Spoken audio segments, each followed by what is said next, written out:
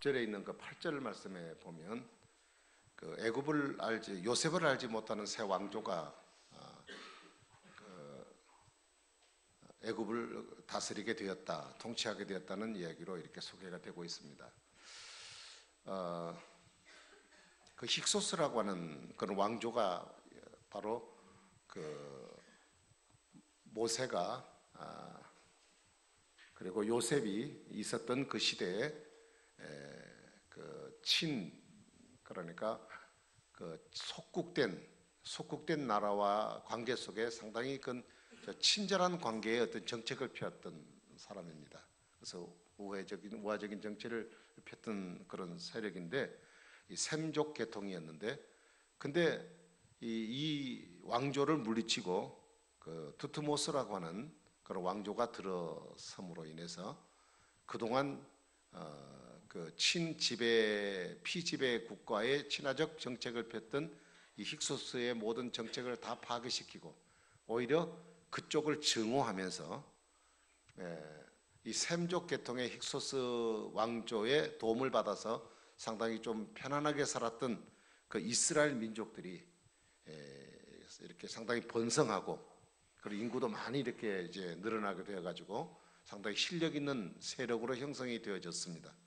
그러자 이 두트모스가 일어나서 첫 번째 했던 정책이 뭐냐면 이 셈족이 그동안 펼쳤던 정책을 다 파괴시키고 그 다음에 이스라엘 민족을 하나의 도전 세력으로 본 겁니다. 우리 왕조가 건강하려면 이 세력이 없어져야 된다고 생각을 하고, 그래서 인구 증가 정책을 억제하는 정책을 펼치게 돼요. 그래서 그 첫 번째가 뭐냐면 극심한 노동을 시키는 겁니다. 그 국고성 비돔과 람셋이라고 하는 그 성을 건축한 일에 이스라엘 사람들을 노동력을 투입을 시켜요. 그리고 밤낮을 가리지 않고 일을 시킵니다. 그리고 나중에는 재료도 주지 않고 너희들이 알아서 만들어라 그래가지고 그 성을 쌓는 일에 종사를 하게 만듭니다. 그래서 밤늦게까지 땀 흘리고 애쓰고 노력하게 만들어서 심신이 피로하게 만들어서 가정에 가서 잠을 제대로 자지 못하게 만들므로 인구를 억제시키려고 하는 이런 정책을 펴게 됩니다. 그런데 오늘 성경에 보니까 하나님이 이 백성을 축복하셨기 때문에 그럴수록 이스라엘 백성들은 더 생육이 불어나고 더 번창해 갔다, 이렇게 성경은 얘기하고 있어요. 이 정책이 실패하게 되어지자 두 번째 정책에 펼치는 게 뭐냐면 남아 살생 정책이었습니다. 다시 말하면 아이가 엄마 태 속에서 태어나는 순간 이 아이를 죽여야 된다라는 얘기입니다. 그래서 여자아이는 살리고 남자아이는 무조건 죽여라 하는, 그래서 산파들을 채용해 가지고 이 산파들을 통해서 그 일을 하도록 했습니다. 자, 그런데 오늘 이제 본문은 거기부터 시작이 됩니다. 그런데 오늘 간택이 되어진 이 산파들이 두 사람의 이름이 성경에 기록이 되어 있습니다. 한 사람은 시브라라고 하는 사람과 한 사람은 부하라고 하는 두 여인입니다. 이 산파들이 이제 그 왕의 명령을 받고 어쨌든 아이를 받으면서 실수한 것처럼, 의도적으로 죽이면 좀 반발이 심할 테니까 실수한 것처럼 해서 남자아이들은 무조건 다 죽여라 하는 그런 이야기를 받게 되어집니다. 근데 이 여인들은 예상하지 못했던 그런 그 명령 앞에 당황하고, 그리고 또 그 자신에게는 상당한 위기가 아닐 수가 없습니다. 특별히 이 여인들은 애굽 사람들이 아니라 히브리 사람들이에요. 이스라엘 사람들이란 얘기입니다. 그러니까 자국민에서 태어난 아이들을, 남자를 다 죽여야 된다는 일들이 그 앞에 주어졌을 때 얼마나 이 문제 때문에 고민하고 힘들었는지 모릅니다. 보십시오. 태어나면 남자를 무조건 죽여야 된다. 묻지 말고 내가 죽여야 된다. 이것은 왕의 명령이기 때문에 죽여야 된다. 내가 살기 위해서는 죽어야 된다 라고 말을 한다면 그는 법적으로 왕 앞에 생명을 살릴 수 있을지 모르겠지만, 그는 두고두고 그 양심 속에 세상의 빛을 보지 못하고 태어난 어린 생명들을, 무참하게 수많은 영혼들을 죽여야 된다는 살인자의 양심으로 인생을 살아야 됩니다. 사실 벌 받고 말지요, 양심 속에 이 양심을 안고 사는 것은 더 괴로운 일이라고 생각해요. 그 다음에 만일 명령을 어긴다면 어떻게 되겠어요? 애굽 왕의 명령을 어겼기 때문에 반역죄로 그는 죽임을 당해야 됩니다. 그러니까 이러해도 죽을 맛, 저렇게 해도 죽을 맛이에요. 어떻게 선택의 방법이 없어요. 어떻게 해야 될 것인지, 어느 것이 더 좋고 어느 것이 나쁜 것인지 이 구분이 가지 않습니다. 여러분 이런 상황에 있을 때 산파들이 해야 할 가장 현명한 일은 뭘까요? 만일 여러분들이 산파라고 생각한다면, 이런 상황이 주었다면 가장 현명한 일이 뭘까요? 사람들은 대부분 다 내가 살고 보자는 거죠. 내가 살고 보자. 아니, 모든 것 얻었다 할지라도 내가 죽으면 무슨 소용이 있냐? 내가 살아야 내 가족도 있고 내 민족도 있는 거다. 그러니까 일단 내가 사고를 봐야 된다. 여러분 이 생각에 대해서 어떤 생각을 가지십니까? 아이고 그러면 안 되지. 그러면 어떻게 사람을 죽여? 그러나 여러분이 그 자리에 있다고 생각을 해보십시오. 아이를 살리겠습니까? 내가 죽겠습니까? 내가 살고 봐야죠. 이게 상식입니다. 누가 그 여인들을 보고 잘못했다고 핀찬을 줄 수도 없는 상황입니다, 사실. 그런데 오늘 이 본문에 보면 왕의 명령을 어기다가 자기 혼자만 죽는 게 아니라 집안 전체가 다 몰살을 당할 수 있는 그런 상황 가운데 있는데, 그래서 심각한 고민에 그는 빠진 거죠, 사실은. 여러분 산파라는 것은 잘 아시지만 출산을 도와서 태어나는 생명을 도와주는 사람 아닙니까? 그런데 자기의 본질, 자기가 맡고 있는 직업에 대한 근본적인 그 정신을 살려서 그 일을 시행하려고 하는 자신에게 목숨의 위험을 받는다. 그러면 누가 그 좋은 일을 할 사람이 누가 있겠어요? 그 여인들은 아마 며칠고 고민을 많이 했을 것입니다. 그런데 오늘 이 여인들은 그 결정을 내립니다. 그것은 왕의 명령을 거역하기로. 그 목적은 뭐예요? 어린 생명들을 살려야 된다. 사실 여러분 이 결단은요, 자기 생명을 거는 겁니다. 내 생명만 바꾸는 거예요. 돈 얼마가 손해보고 내가 하는 직장이 조금 불이익을 받는 정도가 아니라 내가 죽느냐 사느냐는 문제입니다. 지금 왕의 명령을 거역하고 불려갔으니까 지금 그 자리에서 그는 꼼짝없이 죽을 사람이에요. 왕이 이 사실을 알고 있잖아요. 산파들이 그 역할을 하지 못하고 있다는 걸 알잖아요. 그래서 그를 소환한 겁니다. 그리고 문책을 한 거예요. 왜 안 주겠느냐는 얘기잖아요. 여러분 이 상황 속에 빠져나갈 길이 있습니까? 그런데 오늘 본문에 보니까 아주 기발한 대답을 통해서 그 위기를 모면합니다. 상황을 보면 그는 그 자리에서 즉결 처분을 받아야 되는데도 불구하고 죽음에서 모면이 돼요. 그 위기의 모면의 결정적인 이유가 뭐냐? 한마디로 말하면 하나님이 이들에게 주신 지혜로운 답변입니다. 자, 19절을 보면 이런 답을 해요. 히브리 여인은 애굽 여인과 같지 아니하고 건장해서 산파가 그들에게 이르기 전에 다 해산하더이다. 무슨 얘기입니까? 애 낳는 데는 히브리 여자를 따라올 여자들이 없습니다. 그 여자들이 얼마나 건강한지요. 애 낳는다고 연락해서 쫓아가면 벌써 애를 다 낳아가지고 백성들, 집안 식구들이 애 낳았다고 좋다고 기뻐하고 있는 상황 속인데 아무리 애를 써봐도 제가 손 쓸 기회가 주어지지 않았습니다. 그래서 애를 못 주겠습니다. 기가 막힌 답이죠.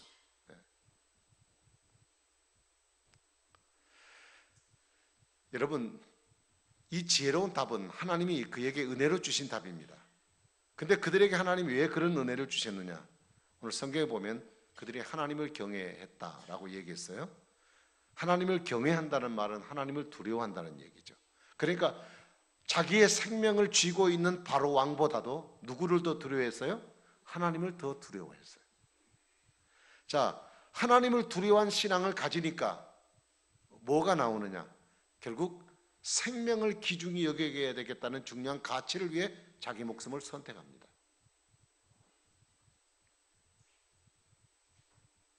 여러분 지금 애굽 왕의 이 특명에 대해서 내가 할 수 있느냐 할 수 없느냐, 불편하느냐 편리하느냐 이런 것을 선택할 수 있는 상황이 아니죠.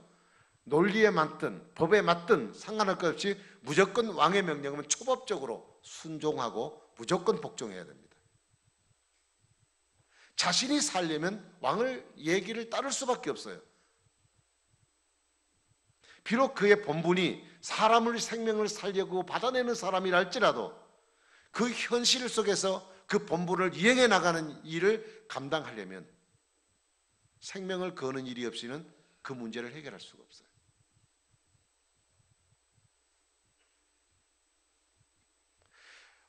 우리가 모든 일을 선택하고 일을 결정할 때마다 꼭 유의해야 될 얘기가 생각이 있습니다. 지금 이 산파들의 경우는 자기들이 갖고 있는 재능과 지식이라고 하는 것이 여태까지 자신의 업무를 감당하는 일에 유리하게 사용했던 도구들이었습니다. 그런데 이것이 오늘날 갑자기 자기 목숨과 가족의 생명까지도 걸린 시험거리로 자기 앞에 다가오리라고 하는 것은 생각도 못했던 일입니다. 여러분, 사람이 존재하는 의의와 존재하는 목적이 뭘까? 대부분 많은 사람들은 소유의 목적을 두고 있습니다. 내가 왜 살아야 되느냐? 사람이 산다는 것이 의의가 뭐냐? 그것은 내가 뭔가를 소유해야 된다. 소유의 목적을 두고 사람들은 현대인들은 지금도 정신없이 이 문제를 향하여 달려가고 있습니다. 내가 소유하고 얻고자 하는 그 일을 위해서는 너도 죽어야 되고 너도 죽을 수 있다는 거죠. 다른 사람의 생명은 하등에 상관이 없습니다. 내가 편안해지고 내가 얻기 위해서는 너가 희생해 줘야 된다는 것, 이것이 현대인들이 갖고 있는 생각들입니다. 그러나 오늘 우리는 이 여인들을 통해서 발견하는 것은 소유가 아니라 중요한 것은 나로 하여금 존재하게 하신 하나님의 영광에, 그분의 목적에 맞는 삶을 추구하는 일이 무엇보다 우선이어야 된다는 것입니다.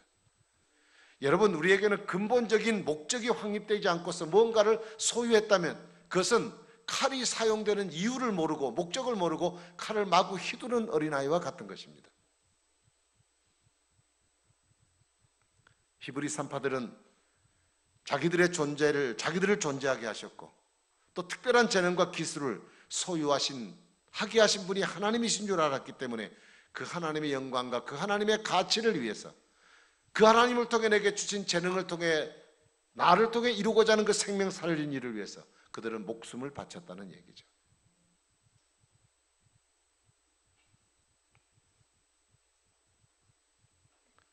왕이 뭐라고 했든 그는 평소대로 산파로서 가지고 있는 기본 정신대로 생명을 받아낸 일에 최선을 다했습니다. 왕이 분노하고 그를 불러들여서 목에 칼을 갖다 대도 그는 결코 그것을 거부할 수 없는 진리로 그는 받아들였습니다. 결국 이 여인들은 하나님의 은혜로 어떻게 되었습니까? 애굽 왕이 거짓말 같은 이 여인들의 이야기에 설득을 당했습니다. 지금 왕의 명령한 부분에 대해서 시행이 되지 않고 있는 부분에 대해서 어떤 변명도 왕의 진노를 가라앉힐 수 있는 대안이 없습니다. 애굽 왕은 그 나라의 신입니다. 신. 그 나라에서 그의 말을 어길 사람은 아무도 없습니다. 불합리하다는 말도 안 됩니다. 국법이란 말도 안 됩니다. 왜냐? 법이 곧 왕이기 때문입니다.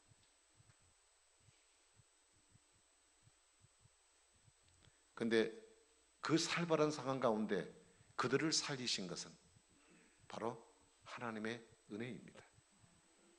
그래서 그들이 생명 걸고 그 일을 달려들었기 때문에 하나님이 왕을 설득하게 하셨을 뿐 아니라 그에게 복을 주셔서 오늘 본문 가운데 보니까 자손들까지 하나님이 복을 받도록 축복을 하셨어요. 하나님이 어떤 사람에게 복을 주실까요? 복 주세요 하는 사람에게 복을 주실까요? 오늘 우리는 본문을 통해서 다른 사람의 생명을 자기 생명보다 소중하게 여길 줄 아는 사람, 바로 이것이 하나님의 축복의 원리가 있음을 믿어야 합니다. 자, 오늘 저와 여러분들도 산파들처럼 우리 삶 속에 갖가지 많은 위기들이 찾아올 수 있습니다.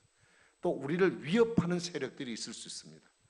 주변에는 수많은 주변의 소리들은 우리를 향하여, 하나님을 믿는 우리를 향하여, 정상적으로 살고 바르게 살고 의롭게 살려고 하는 우리를 향하여 위협의 소리가 뭐냐? 죽여라는 얘기예요. 믿음의 사람들을 짓밟아서 세력 앞에 무릎을 꿇게 하고 세상 앞에 비참하게 무릎을 꿇게 만드는 세력들이 오늘 우리 주변에 많이 있습니다. 여러분, 오늘도 사탄은 하나님을 믿는 사람들을 세상에 무릎 꿇게 하고 참 가치를 위해서 나 모든 것을 희생하게 만드는 것 같은 유혹을 가지고 우리에게 거짓 것을 따르게 하고 우리를 무너지게 만드는 사탄의 앞잡이 노릇하는 사람들이 오늘날 우리 주변에 많이 있습니다. 실제적인 예를 들어본다면 IS 무슬림 무장 세력 같은 경우입니다. 그들은 사람을 죽이는 것이 상상을 뛰어넘는 방법으로 사람을 죽입니다. 죽일 방법이 마땅치 않아서 못 죽이는 거죠. 이 지상에 있는 최고의 가장 육직스러운 방법 가지고 사람을 죽입니다. 그런데 무슬림이 누구를 죽이느냐? 주요 타겟이 기독교인입니다. 이것은 그들이 그냥 만들어낸 얘기 아니라 그들이 가장 신앙의 경전으로 생각하는 코란에 기록된 내용입니다. 코란에 기독교인은 교회조차도 무조건 말살시키는 것, 이것을 최고의 가치로 생각합니다. 그래서 기독교나 교회는 용납을 하지 않습니다. 또 우리 주변에는 이단들이 있습니다. 여러분, 이단들은 누구를 죽이나요? 예수 믿는 사람을 죽이나요? 안 믿는 사람을 죽이나요? 믿는 사람을 죽여요. 그들이 진짜 기독교인이라면, 예수를 믿고 하나님 믿는 사람이라면 안 믿는 사람을 살려야지 하나님을 믿고 있는 사람을 왜 죽이느냐는 얘기죠. 교회를 싸그리 몰살시키려고 하고 무너지게 만들게 하고 이간질시키고 헛된 교리들을 퍼뜨림으로 인해서 교회를 무너지게 만드는 살상행위, 영적 살상행위를 이단들이 하고 있습니다. 교회는 지금 많은 위협을 받고 있습니다. 이단들로부터, 그리고 무슬림의 세력으로부터. 그 다음에 또 하나 있습니다. 불신자들입니다. 전부 다라고 볼 수는 없습니다. 그러나 어떻게 보면 그들과 우리의 위치는 정반대 위치에 서 있기 때문에 그렇습니다. 불신자들은 그들이 쓰는 SNS 같은 그런 곳을 통하여 기독교를 개독교라고 합니다. 개라는 얘기죠, 개. 차마 입에 담을 수 없는 얘기들을 그들은 막 해댑니다. 권력을 이용해 가지고 하나님의 세력을 막으려고 합니다. 차별금지법이나 동성연애나 갖가지 많은 방법들을 통해서 이 복음의 세력을 차단하려고 그래요. 교회가 더 이상 성장하지 못하도록.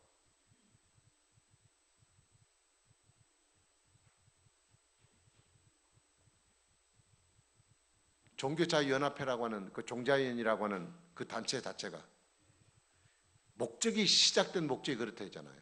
기독교를 이 땅에서 없애버리자, 그 목적으로 만든 거예요. 근데 그 사회 활동이 얼마나 대단한지 정권을 얻고 세력을 얻고 기독교를 향하여 밀물처럼 밀어들어오고 있습니다. 표를 의식한 사람들은 그 표에 의지해서, 그 사람들을 의지해서 그 사람들의 생각을 다 받아들여서 기독교가 어떻게 될 것인지 생각하지 않고 그냥 밀어붙입니다. 여러분, 기독교는 어느 한 면을 바라봐도, 하나님을 믿는 우리 신앙을 가진 사람들은 어느 경우를 봐도 안전한 곳이 없어요. 사방으로 우겨쌈을 당했어요. 모든 것이 공격의 목표입니다. 이 땅에 그리스도가, 하나님의 나라가 이루지 못하도록 갖가지 방법을 통해서 우리를 도전하고 있습니다. 여러분, 이런 시대에 누가 필요할까요? 이런 위협받는 시대에 누가 필요할까요? 히브리인은 다르다는 것을 보여줄 수 있는 사람입니다. 산파들은 히브리인입니다. 그들은 애굽 사람과 다릅니다. 그들은 생명을 자기 목숨보다 더 소중하게 여긴 사람들입니다. 여러분, 그리스도인들은 세상과 달라야 합니다. 세상 사람들처럼 잘 먹고 잘 살고 세상 사람들처럼 어떤 것을 얻기 위해서 기독교를 이용하고 신앙을 이용하는 그런 기복적인 문제가 아니라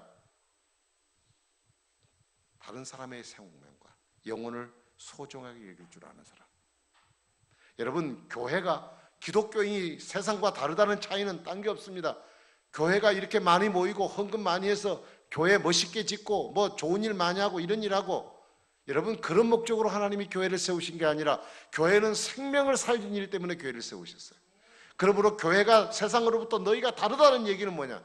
세상 사람들이 갖지 못하는 가치가 필요하다는 얘기예요. 그건 뭐예요? 생명을 위해서 교회가 달려들 수 있는 마음이 되어야 돼요. 그래야 세상으로부터 다름이 있어요. 왜 교회가 저렇게 잘 돼야 되는가? 왜 교회가 부흥돼야 되는가? 왜 저래야 되는가? 교회는 생명을 살리는 곳이기 때문에 그렇다.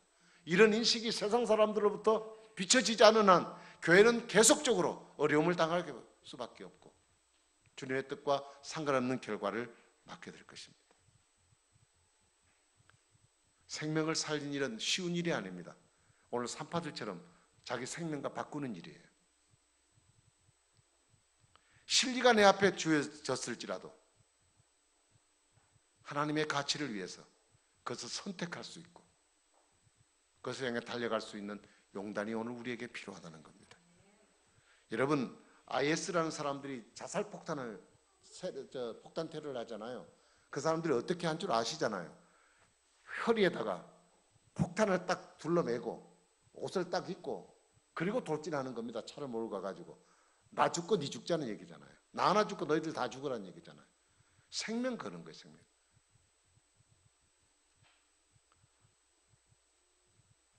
이단들도 포교활동을 위해서 재산과 목숨까지 겁니다.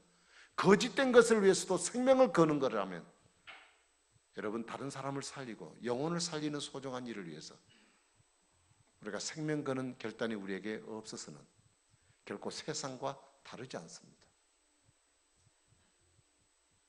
성경은 우리가 살리면 살려준다고 말했습니다. 내가 살렸기 때문에 나도 살고 가정도 살고 민족도 산다는 겁니다. 만일 산파들이 아이를 자기 목숨 때문에 그냥 죽여버렸다고 생각하십시오. 그러면 어떻게 할까요? 하나님은 가만히 있지 않을 겁니다. 애굽 왕도 나쁘지만 자기가 살겠다고 무참한 생명들을, 무고한 생명들을 무참하게 죽이는 그는 바로의 행동대원으로 하나님 앞에 책망을 받게 될 것입니다. 여러분, 믿음이라고 하는 것은 생명을 걸어야 돼요. 그러면 하나님이 살려주셔요. 마태복음 6장에 뭐라고 그랬냐? 나를 위해서 생명을, 목숨을 잃는 자는 얻을 것이라고 했어요.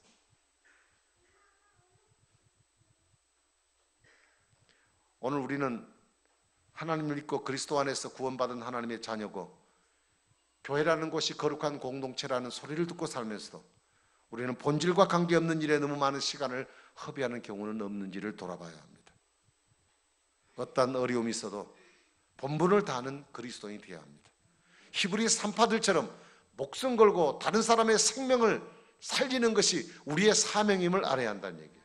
사명이란 단어가 뭡니까? 심부름 사자와 목숨 명자예요. 그러니까 목숨 걸고 심부름을 하는 사람이 사명자라는 뜻입니다. 믿음으로 사는 사람은 다른 사람을 살리는 사람이 믿음으로 사는 사람입니다. 하나님은 사람을 살리시려고 끝없이 일을 계속하십니다. 어제도 하셨고 오늘도 하고 계시고 내일도 일을 하실 것입니다. 우리는 이런 하나님을 아버지로 믿고 사는 하나님의 자녀들입니다. 그렇다면 우리는 오늘을 어떻게 살아야 할까? 무엇을 위해 살아야 될까? 사람 살리는 일을 하는 것입니다. 그 신들러 리스트에 대한 얘기를 제가 한 두세 번 들은 것 같습니다만, 그러나 또 다시 한 번 더 얘기하겠습니다. 신들러라고 하는 독일 사람, 히틀러에 의해서 600만의 기독교인들이 죽어가는 모습을 바라보고 왜 저 백성이 무고하게 저렇게 죽어야 되나 하는 양심의 가책을 듣고 그가 자기 사비를 털어서 신들러 리스트, 화이트 리스트를 만들었어요. 누구를 살려야 될까 리스트를 만들었다고. 그래서 자기 사비를 주고 살린 사람이 1100명을 살렸다고 그랬습니다. 마지막에 이 일들이 다 끝나고 유대인들이 이 신들러에게 찾아가서 감사하는 마음으로 자기들의 금이빨도 빼고 그래가지고 그것을 만들어서 반지를 하나 기념으로 끼워줍니다. 그리고 그들이 서명한 내용에다가 한 쪽지에다가 한 탈무드 한 귀절을 적어줍니다. 거기에 뭐라고 되어 있냐면 하나의 생명을 구하는 것은 세상을 구하는 것이다. 그런 이 반지를 끼고 쪽지를 들고 이렇게 마지막 배웅을 하는 유대인들을 차 뒤쪽에서 바라보면서 그런 절규를 하는 클라이막스가 있습니다. 뭐라고 얘기하느냐? 내가 지금 타고 가는 이 자동차를 팔았다면 그 당시 10명의 유대인을 더 살릴 수 있었을 텐데, 그리고 자기 옷깃에 끼어있는 금으로 된 핀을 보면서 이 핀을 팔았더라면 2명의 유대인을 더 살릴 수 있었을 텐데, 내가 한 사람이라도 더 구해야 하는데 내가 일을 하지 못했구나 하고 자기를 한탄하는 그런 내용이 마지막에 영상에 찍힙니다. 여러분, 우리는 사람을 살린 일에 우리에게 정말 이러한 간절함이 있는가? 정말 하나님을 경외한다면 내게 있는 모든 것 다 동원해서 한 사람의 생명이라도 구하고 살려야 된다는 이런 귀중한 마음들이 우리에게 있는가? 우리는 돈 계산에 바쁘고 그 일 때문에 여러 가지 내 계산에 바쁘지, 주가는 한 생명을 살린 일에 우리가 얼마나 관심을 갖고 있는가를 생각해 보시고, 여러분, 생명을 위해서 내 목숨을 걸어놓을 때 하나님은 지혜도 주시고, 그리고 설득도 시켜주시고, 그리고 하나님이 상황도 바꾸어 주실 줄로 믿습니다. 오늘 우리 주변에는 살려야 될 사람이 너무 많습니다. 오늘 성찬 예식을 하잖아요. 주님이 나를 위해 구원해 주신 그 은혜에 대한 감사하는 마음으로 주님께 이 예식에 참여합니다. 주님이 나 같은 사람을 위해 살려주셨을까? 우리 주변에 살려야 될 사람이 너무 많기 때문에 하나님 지금 이 시대에 나를 살려주셨습니다. 여러분, 우리 교회는 세상과 다르다는 것은 교회 건물 때문에 다른 것이 아니고요, 교회 나오는 사람들 때문에 교회가 다른 게 아니고요, 교회가 하는 일입니다. 교회가 생명을 다루는 일을 해야 하기 때문에 생명의 목숨을 거는 교회가 될 때 교회는 세상과 다른 것입니다. 여러분, 리턴즈 데이를 앞에 두고 우리의 전도 대상자를 한번 생각하면서 이 산파와 같은 심정으로 한번 고민하시면서 하나님께 기도하기를 바라요. 요한복음 12장 24절에 하늘의 밀알이 땅에 떨어져 썩으면 많은 열매를 맺지만 하늘 그대로 있으면 아무 열매도 없습니다. 예수님이 한 분이 십자가에 돌아가심으로 그를 믿는 수많은 사람들은 영생을 얻는 복을 얻었습니다. 오늘 우리는 예수님을 따라가는 저와 여러분들로서 우리는 하늘의 밀알이 되겠다는 심정 가지고 내게 주신 이 생명을 통하여 또 다른 생명을 구원하는 이 소중한 일에 우리 모두 마음을 같이 하고 힘을 쏟아 주님의 일을 이루어 드릴 수 있는 저와 여러분 되기를 주님의 이름으로 축복합니다. 기도하겠습니다. 자비로우신 하나님, 감사합니다. 사람 살린 일이 얼마나 소중한 일인지요.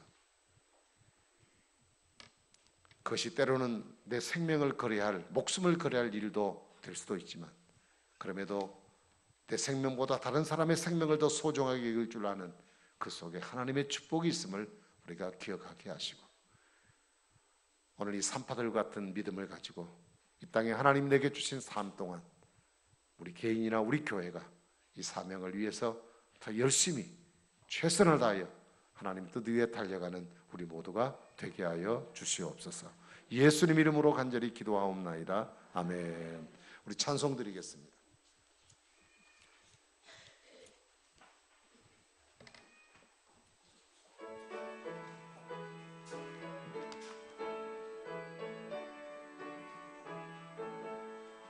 나의 죄를 정케하사 주의 이끈 삼으신